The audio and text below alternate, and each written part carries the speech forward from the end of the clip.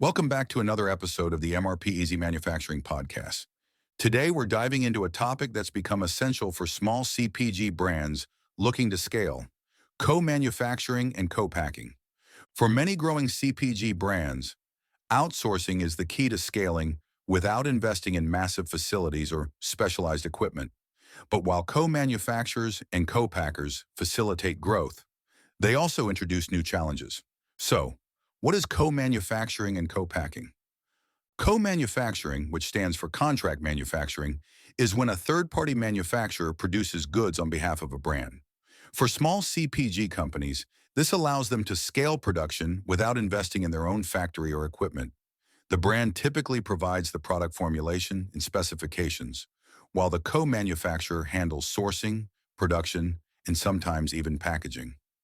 This model helps small businesses focus on sales, branding, and product development, while leveraging the expertise and infrastructure of an experienced manufacturer. Now, let's talk about co-packing. While often conflated with co-manufacturing, co-packing is the process of outsourcing only the packaging of products. A co-packer might receive bulk product from a manufacturer and then fill, label, and package it according to the brand's guidelines.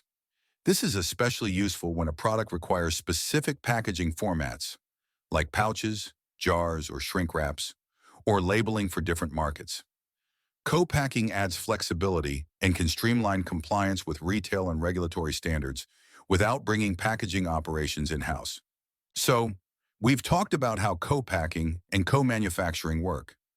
But when production and packaging happen outside your walls, how do you maintain control over quality, inventory, and timelines? Well, here are 10 tips to help you outsource the work while keeping the control. 1. Choose the right partners. When looking for partners, make sure you align on values and capabilities. Look for partners who understand your product category and share your standards. Assess certifications and make sure your equipment is compatible. Always be sure to vet with care. This means you should visit facilities or do video tours, ask for references from similar brands, and do trial runs or short batches first. By taking all of these steps, you can make sure you choose the right co-packing or co-manufacturing partner. 2. Lock down clear agreements. Make sure that any contracts cover the following: scope of work, ingredients, packaging materials, labeling, shipping. Quality standards. Outline specs, tolerances, and testing protocols. IP ownership. Make sure your formulas and branding stay yours. Confidentiality and non-competes. This is especially important if you're working with innovative formulations. MOQ and lead times. This includes minimum order quantities, flexibility, and penalties for delays. Finally, when drawing up a contract, use a lawyer familiar with CPG or food law if possible. 3. Set up a clear supply chain flow. When setting up your supply chain flow, always ensure you're aligned on who's doing what and when. There are two very different ways to work with a manufacturer. The first is called tolling. This means you buy the ingredients and packaging, and the factory simply processes what you bring them. The second is turnkey. This is the opposite, where the manufacturer sources everything for you based on your formula and specs. Startups often prefer tolling for control and cost savings, but this method also adds complexity in terms of logistics. Tip number 4, maintain tight quality control. Define your quality assurance and quality control expectations by asking questions like, what kinds of checks will be done for in-process and finished goods? What happens if there's a deviation? Will I get certificates of analysis? To maintain quality, make sure to establish the need for any inspections and audits. This can include periodic site visits, third-party inspections, and reviews of batch records and traceability logs. 5.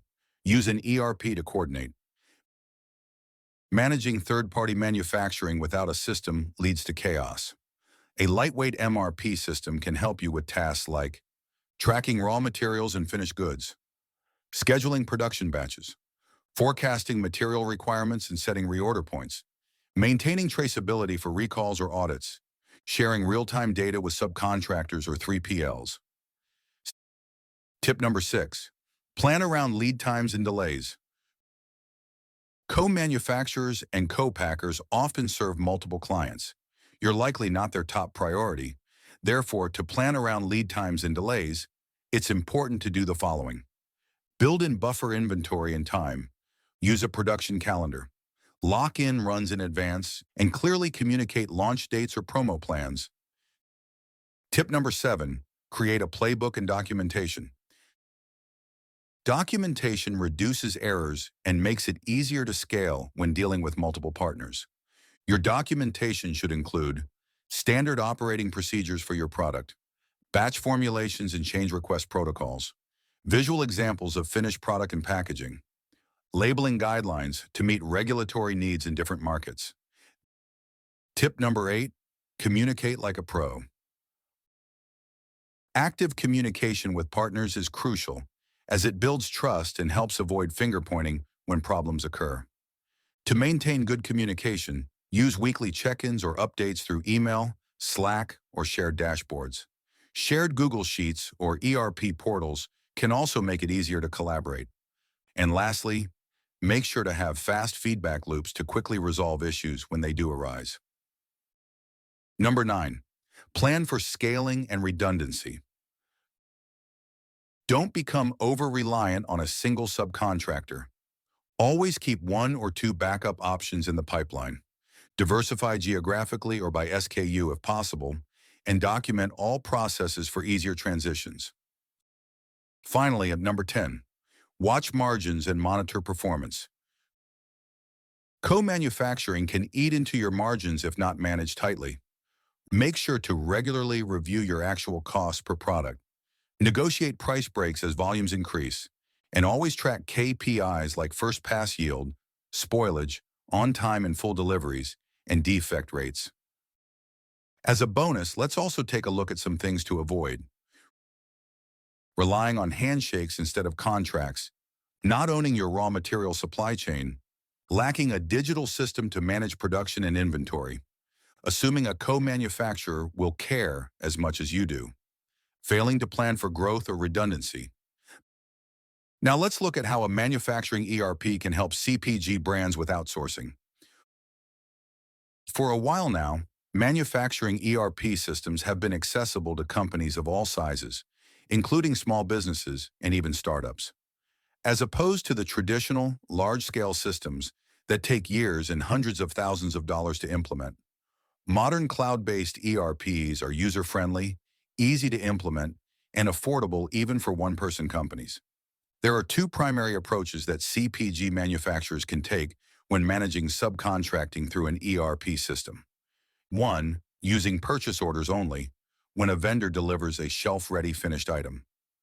2, combining manufacturing orders with purchase orders, when vendors carry out specific operations within your production workflow, such as filling, labeling, or shrink wrapping. Once the subcontracting functionality is enabled in the ERP, features typically include assigning specific product recipes for each vendor, sending components or packaging materials directly to vendors, defining subcontractors as part of your production routing, tracking outsourced steps, progress, and logistics alongside internal operations, supporting unit conversions where vendors use different measurement systems, for example, pieces versus pounds. For full product outsourcing, ERP systems help manage material shipments, vendor inventory, and cost accumulation through purchase orders. For partial outsourcing, it enables detailed production tracking, coordinating vendor operations within a larger manufacturing order, even across multiple subcontractors or production stages. This approach provides the flexibility to manage single-step jobs or multi-level outsourced assemblies, all within one integrated system. That wraps up this episode of our manufacturing podcast. Thanks for tuning in. For more information, visit mrpeasy.com. See you next time.